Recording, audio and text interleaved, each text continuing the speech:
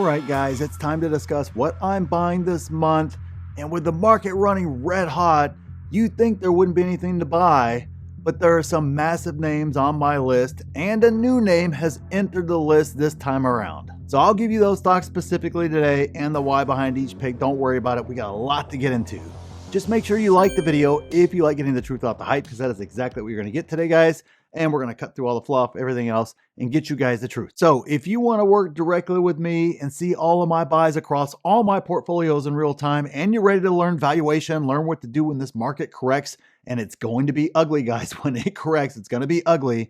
The Fall Frenzy sale ends today to join my group. It's the pinned comment down there. We'll talk more about it at the end, but let's get into the video right now. Now, keep in mind, these are just the stocks that I'm specifically targeting right now today.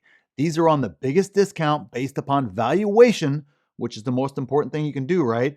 In my opinion, whenever I sit down and do my valuations across the stocks that I want to buy. If you're not doing a valuation, it is impossible to know whether you're overpaying or underpaying for a stock. And I can assure you, in this type of market, it is so imperative that you avoid overpaying. It's just like 2021 all over again, where lots of folks, oh, you got to buy the future. Oh, AI this, or, whatever, data center that, whatever the case is out there. It's okay. Pay a 300 PE, pay a 500 multiple, pay 1,000 multiple. It's okay. Don't worry. No earnings, no revenue, no nothing. Don't worry. It's the future.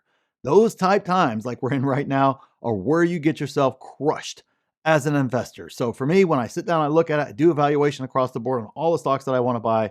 These are the ones that are the best deals for now. My plan, my portfolio, the stocks I want to buy, which of course that all correlates to my goals in the end and where I want to go. Now, there were some stocks that I want to buy, guys. I want to buy these stocks, more and more of these stocks, because their earnings have just been incredible. There's nothing bad I can say about these companies, but they didn't make the list. The first stock that is that way is SoFi. You guys know right here on this channel, we've been all over this stock since it was $4. Absolutely love it. Management team's crushing it on a high level. Hilarious. The bear narratives out there around it. Sometimes even the bulls jump over on the bear side for a little while. I don't know, because reasons, who knows? But nonetheless, SoFi's run, and it's been a great run, but it's definitely in that overvalued territory there. We covered SoFi earnings and everything else right up here. Obviously, group members, go check out my video as well, where we covered SoFi earnings specifically, but it didn't make my list because I just can't buy it from a valuation standpoint. Now, if I was looking to build out a position or something else of that nature, might very well have a different take on that, but I have tons and tons of shares, tons and tons of bonus shares. If you're a simple DCAer, just keep right on DCAing, but for me, didn't make my list this time around. And the other stock that didn't make my list either is Palantir. We'll see what happens on earnings this week in regards to Palantir there, but I mean, I don't know. There hadn't been too many stocks, if any, that have executed as well as Palantir has over the past year or so. And of course, we've been rewarded as shareholders with an incredible run. Guys, you could buy this stock last year, late summer in the $20 range, if you can believe that. And of course, we gobbled up shares then. I know a lot of you guys out there did too. Got to enjoy that run. And I want to buy more, but I can't buy them at these levels, guys. I'm sorry. There's too much pulled forward at this stage. It's going to take an incredible off-the-wall earnings to keep this momentum going, which is possible with Palantir there. Obviously, my earnings preview is right up here if you guys want to check that out.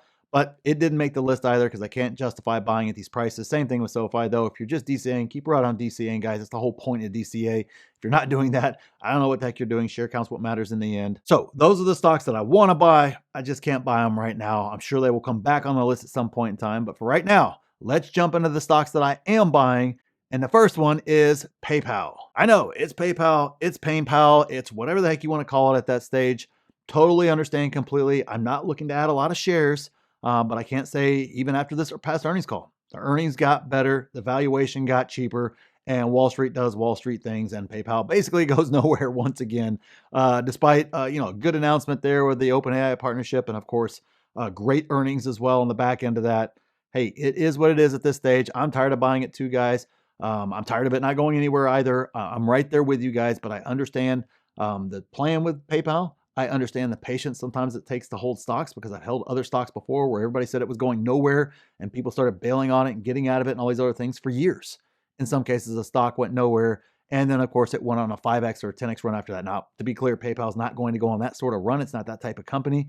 But I've had that happen in the past with stocks that I've owned. And so as long as the fundamentals continue to hold strong, I'm okay with adding a little bit more PayPal here and there as we go, especially during times like these where there's just not a lot of places I can put capital to work. So next up is Amazon. Amazon to me at this stage in the game feels very, very much like Google was last year into the beginning of this year into the summer. Silly narratives, stupid narratives. The math isn't even mathing. People clearly are making up all these bear narratives and all this, oh, they're behind in this, they're behind on that, based upon, I don't know, Fugazi numbers and projections that are just somebody's opinion and all kinds of other silliness like that without actually looking at the earnings, looking at what's going on with the company, looking at how they're growing, look at what their plan is, look at what their CapEx plan is, look at their expansion plans, all the other great things that come along with Amazon. Oh, and by the way, it's at one of the cheapest valuations ever still to this day. And people want to disrespect it, push it down, whatever the case is. It feels very, very similar to Google, to where, I don't know, magically all of a sudden Wall Street wakes up to it, you end up with like a, I don't know, 60, 70, 80% move in a very, very short time frame in a mega cap stock, right? That's kind of what we got with Google there.